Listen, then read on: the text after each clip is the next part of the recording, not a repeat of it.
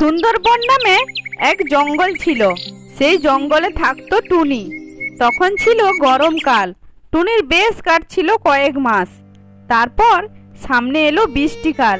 টুনি খুব চিন্তায় পড়ে গেল। একদিন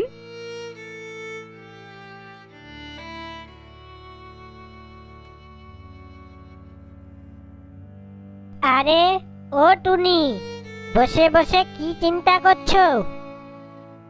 এমন কিছু না, আসলে সামনে আসছে বৃষ্টিকাল।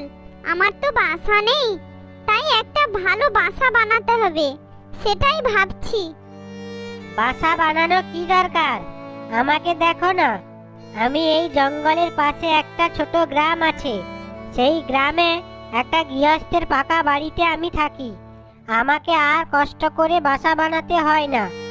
আর সেখানে বৃষ্টি আসুক, ঝড় আসুক, আমার কোনো চিন্তা নেই। কি বলছো তুমি? গৃহস্থের বাড়িতে থাকতে দেবে? কিছু বলবে না? কি বলবে ওরা? তুমিও চলো আমার সঙ্গে, আমরা দুজনে একসঙ্গে থাকবো, সেখানে কোনো চিন্তা নেই। না ভাই টুনা, আমি এখানে অনেক ভালো আছি। তাছাড়া আমি কিছুদিনের মধ্যে এইখানে একটা বাসা বানাবো। আচ্ছা ঠিক আছে, তাহলে এখন আমি চললাম, পরে দেখা হবে। এই কথা বলে টুনা সেখান থেকে চলে যায়। এদিকে টুনি পুরো জঙ্গল ঘুরে ঘুরে বাসা বানানোর সামগ্রী খুঁজতে থাকে। এইভাবে বেশ কিছুদিন চলে যায়। একদিন টুনা আবার আসে টুনির কাছে, এসে বলে,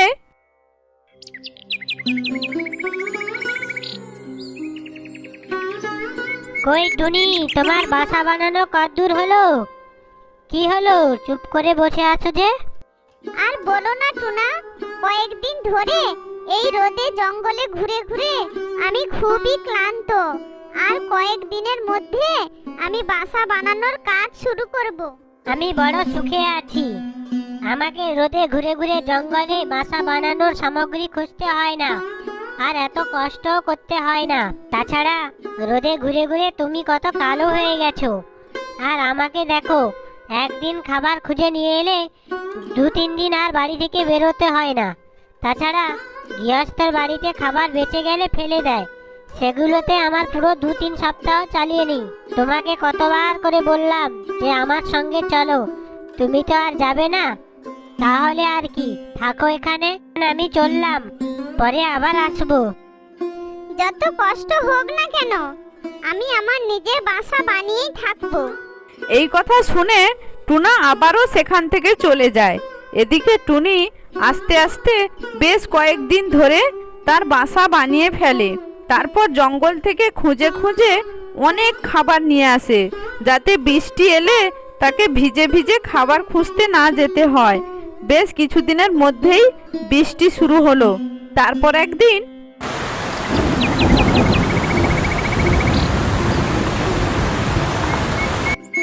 কই গো গিন্নি, আমাদের বাড়িতে অনেক দিন ধরে একটা পাখি বাস করছে। একটা লাঠি নিয়ে এসো তো, বেটাকে এখান থেকে তাড়াই।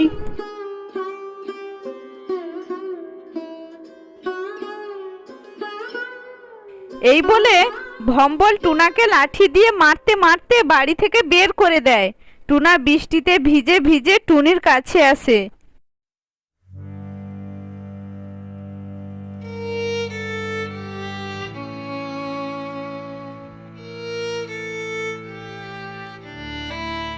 টুনি, ও টুনি, কোথায় গেলে গো?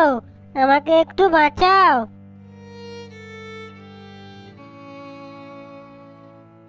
আরে টুনা, কি হয়েছে তোমার? তুমি তো পুরো ভিজে গেছো, ভেতরে এসো। টুনি, আমি যে বাড়িতে থাকতাম, তাদের বাড়ির লোক আমাকে মারতে মারতে বাড়ি থেকে বের করে দিয়েছে। আমি এই বৃষ্টির মধ্যে কোথায় যাব, কি যে করব, আমার কোনো বাসাই নেই। এখন আমি কি করব টুনি? টুনি, তুমি আমাকে বাঁচাও টুনি।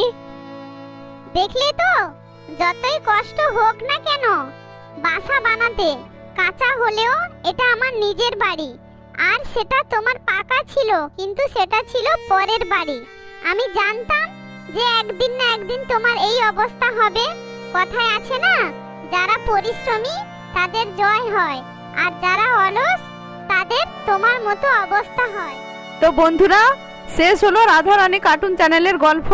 তো বন্ধুরা, গল্পটি কেমন লাগলো? যদি ভালো লাগে চ্যানেলটিকে লাইক, শেয়ার, সাবস্ক্রাইব করো, আর অবশ্যই কমেন্টে জানিও কেমন হয়েছে। আজকে এই পর্যন্ত, সবাই ভালো থেকো, সুস্থ থেকো।